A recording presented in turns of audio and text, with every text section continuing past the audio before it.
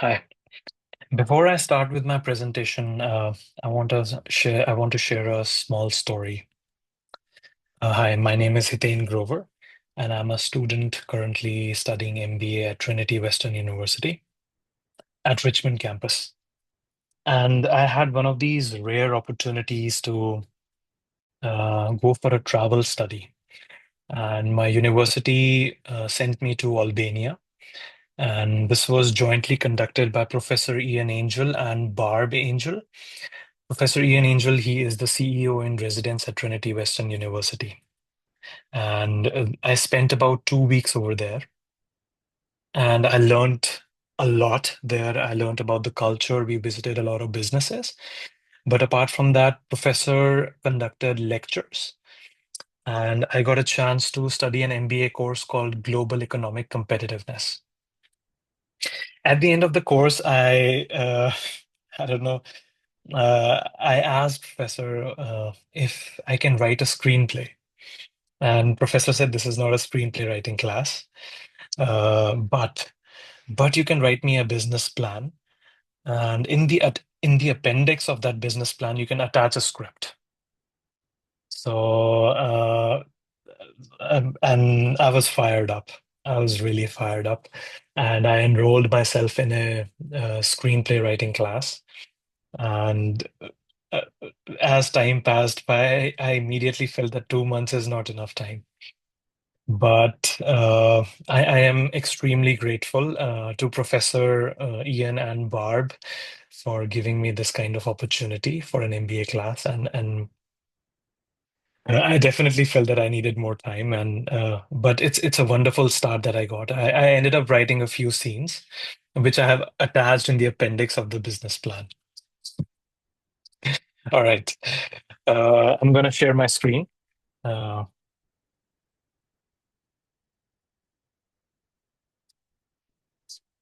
all right.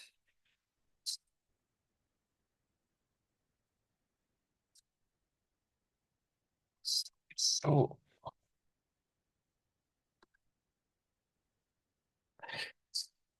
all right.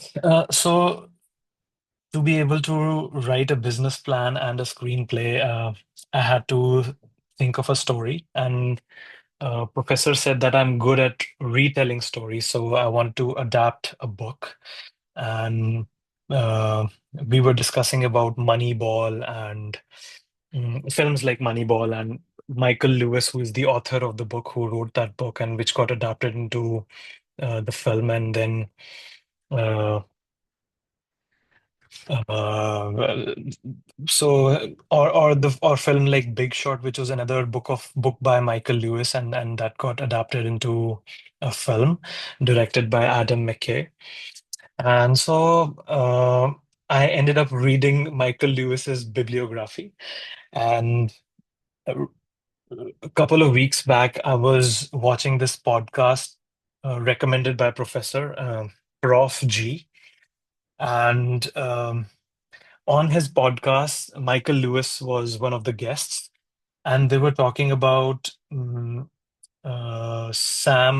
Bankman-Fried, who was who ran a crypto business, and Michael Lewis closely followed him, and then he released a book based on his rapid rise and fall. So that's the name of the book, called Going Infinite. And so I read this book and I really liked the story. And then I really felt that this can be adapted into a screenplay. And so uh, the book itself is written in 3 acts. And here's my business plan. They wrote 3 acts based on Sam Bankman-Fried's uh, how, how he was in the beginning and how he rapidly rose and close to becoming youngest trillionaire, and then his rapid decline. So here in my executive summary, I'm gonna talk about how we are going to approach the film and some of the tools that were taught to me by professor in class. I'm gonna use those tools and uh, essentially try to see what we can do. in terms of making this film. Uh, so I was interested in picking up a very small production company, but then I remembered Professor saying that his advice was that some companies they exhaust their resources after one project. So I ended up picking up Plan B Entertainment. That's Brad Pitt's production company, and they were the ones behind Moneyball and The Big Short as well. And I feel uh, they they did a great job in writing and representing protagonists who are a little different, and so and and then comes location as Mexico, and this was the new thing. We thought of shooting the film in Mexico. Why? Because in the book, a lot of the scenes. Uh, so Sam Bankman-Fried has an office in Bahamas. He has an office in Hong Kong, and they basically sequences like that to be able to go to Bahamas and creating a set there would be really expensive. So we thought, why not pick Mexico? Because there are a lot of films that have been shot in Mexico. And for example, James Cameron's Titanic, it was shot in Mexico, and they uh, they have a lot of things, and there's a possibility to shoot films like that in a location like this, and um, we can scout locations which might look like Bahamas and uh, have that similar feel, and then we can shoot in those locations. And so I end up digging up the IMD report for Mexico, and it's not in the top 20s. It ranks number 55. But the question is, why choose Mexico?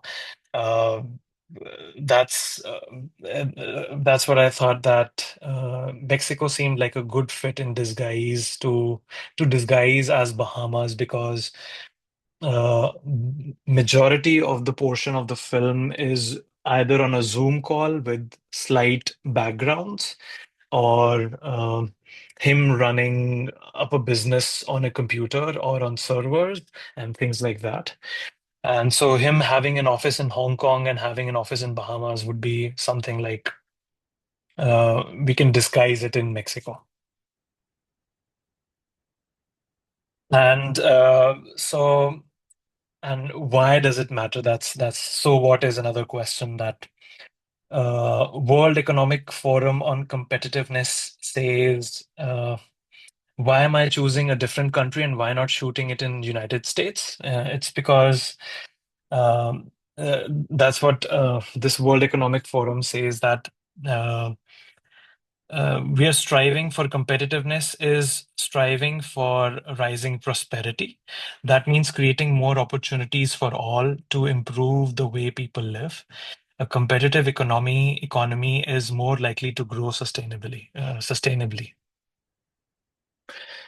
Uh, so here, based on the IMD trend report, I did an analysis here, and I found out that there is a large skilled workforce in Mexico, and we can get a lot of value for the money we spend over there. And it has a very low unemployment rate, and it is very attractive to US studios for making films over there. And the IMD report proves that. If we look at the employment, it scores 9, it scores very well, and even in tax policy, it scores very well. And coming to the Porter's diamond model, this exactly translates down to that, and uh, this model, as well as it models really well with the factor conditions. So these are some of the factor conditions. As Mexico, I said in competing, Mexico has an advantage over here, and because we can find low cost resources and good infrastructure. Similarly, when we talk about demand conditions, I feel uh, a a film like this, a film called Going Infinite, there are a lot of good stories that can be told, and these stories are consumed by a wide array of audiences. For example, the film The Founder, about the McDonald brothers, who run the most popular fast food chain called the McDonald's, and Ray Kroc as one of the key characters, and the tiff between them, and things like that, and stories like that which happened, and so this is like another one of those stories. And similarly, up next is related and supporting industries. I feel Mexico is one of the good locations. It has that edge, as I mentioned, the Titanic, James Cameron Titanic, which was shot in this location by Baja Studios, and films like Romeo and Juliet that came out in 1996 was shot in Mexico, and so it has a hub, and then can support a film like this, which has a wonderful detailed story. And I feel Mexico would be a wonderful partner for a mid-budget film, which has a lot of concept and a lot of depth in story. And so this is where the firm strategy, structure, and rivalry comes in. And I feel for a drama film like this, Mexico could be an ideal location. Now, talking about government, I feel there's a lot of support from the uh, Mexican Film Institute for having international collaborations, and we could definitely benefit from a lot of tax incentives. And this is a thing of chance that uh, uh, finding a story about a young guy running um, a crypto exchange business, and it is something that could be resonated worldwide, because investing in cryptocurrency became a global phenomena, and that is like one of those stories that could give that kind of appeal to almost everybody, any kind of audience. So that's the chance the story has, and that's how I think it would fit in the Porter's diamond model. Uh, Coming next to,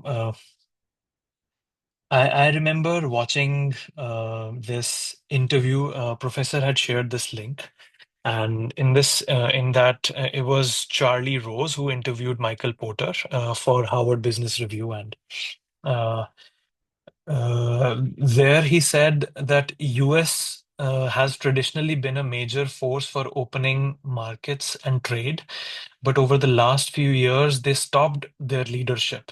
And this is what Michael Porter says, that US must re-engage in international trade. And so these are the five forces model that uh, I tried to incorporate into this. And so the first one is rivalry. And the professor, in the lecture, he mentioned that the real point of competition is not to beat your rivals, but it is to earn profits. And that I felt was very wonderfully said. And this is what the aim is, to actually make real money with a project like this. And up next is uh, there's another thing Professor said, threat to entry. So he said that threat to entry depends on barriers to entry. So it is crucial to building an economic moat. For example, castles, they have those moats around them, and to have that kind of economic moat around to protect the castle. And And how do you exactly do that? I mean, the entrance needs to come in at a large scale or to accept cost disadvantage. And then that's one of the wonderful things Professor said. And some of the bargaining power was another. Who holds the bargaining power? I had an example for this. For example, there's this wonderful film called Die Hard that came out, and a lot of high-end actors were approached through a film like this.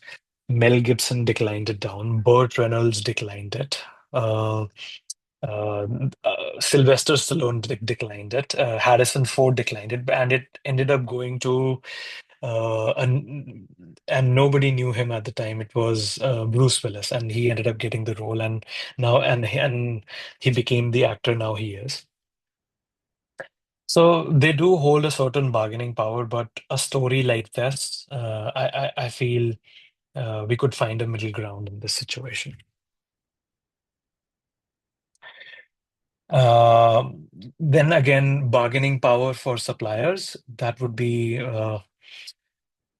for example, a film last year, this film came out called Anora, and Anora, uh, it had a very small budget film, but it ended up using three times the amount in its Oscar campaign, and it ended up winning five Oscars. And so I feel making a film like that that can contend for high level awards, I think it could be a huge bonus. So that could be one of the things as a uh, bargaining power for suppliers.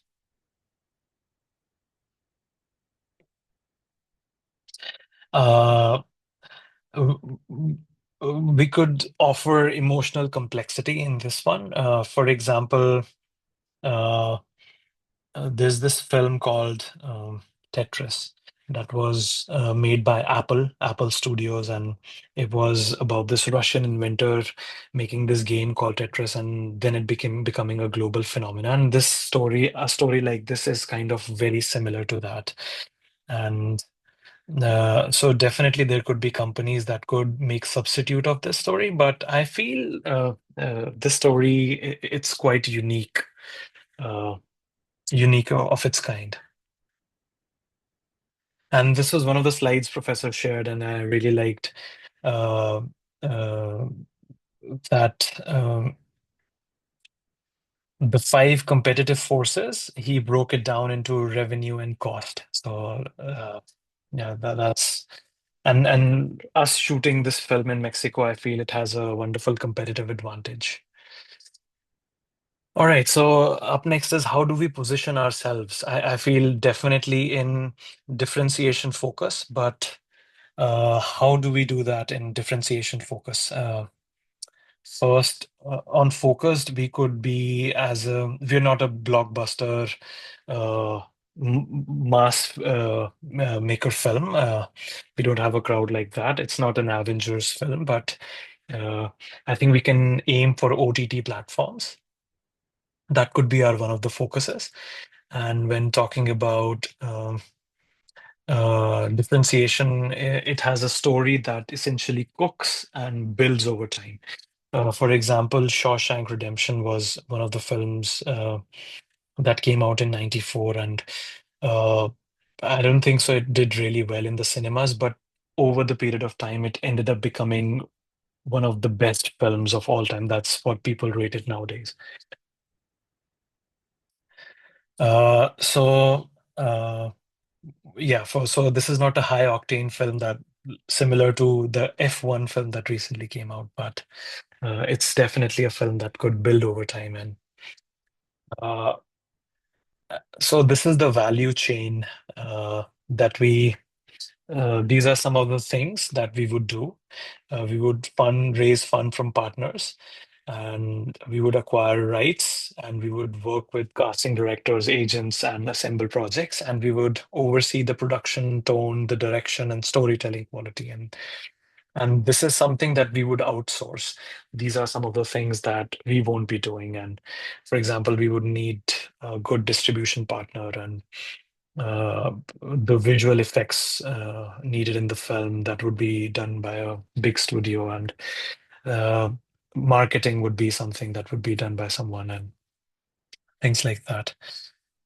And while making it a successful projects, we were looking at some of the internal barriers.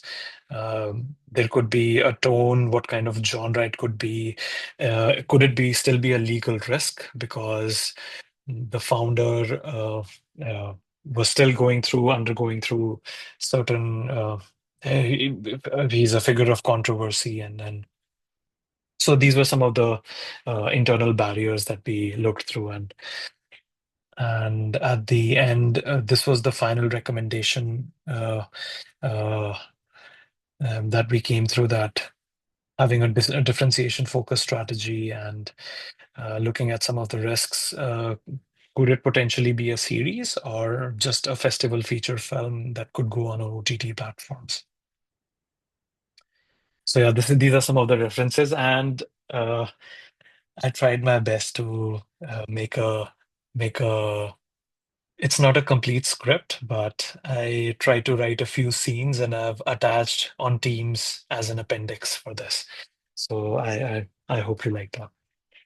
That's all for my presentation. Thank you so much.